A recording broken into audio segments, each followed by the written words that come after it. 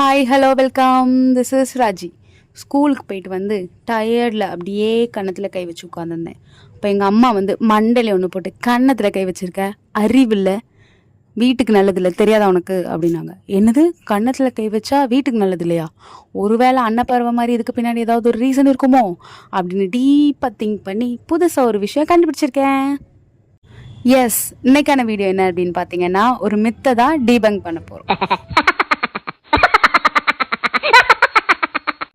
கப்பலே கவிழ்ந்தாலும் கன்னத்தில் கை வைக்காதே. இது நிறைய இடத்துல நிறைய பேர் சொல்லி கேட்டிருப்போம். ஆனால் இதோட உண்மையான அர்த்தம் என்ன அப்படின்னு தெரியாமல் நம்ம எல்லாருமே யூஸ் பண்ணிட்டு இருக்கோம்.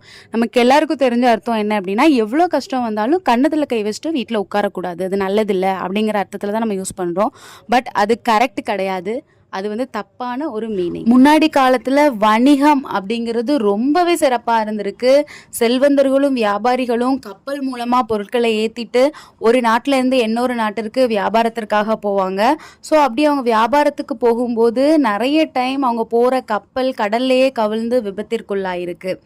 ஸோ ஓகே, கப்பல் கவுந்ததுக்கும் கன்னத்துக்கும் என்ன சம்மந்தம் அப்படிங்கிறத நீங்கள் கேட்கலாம்.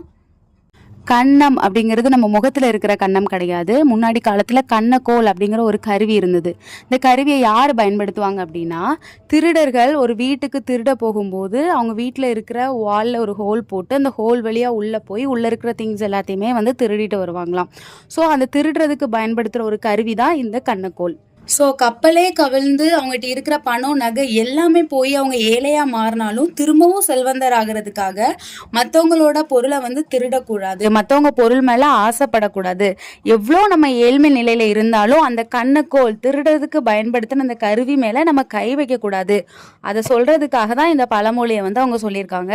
ஸோ கப்பலே கவிழ்ந்தாலும் கன்னத்தில் கை வைக்காதே அப்படிங்கிறது சரியானது கிடையாது. கப்பலே கவிழ்ந்தாலும் கன்னக்கோலில் கை வைக்காதே அப்படிங்கிறது தான் சரியானது. நீங்களும் உங்களுக்கு தெரிஞ்சவங்க கிட்ட ஷேர் பண்ணுங்கள். நெக்ஸ்ட் வீடியோவில் பார்க்கலாம். தேங்க்யூ.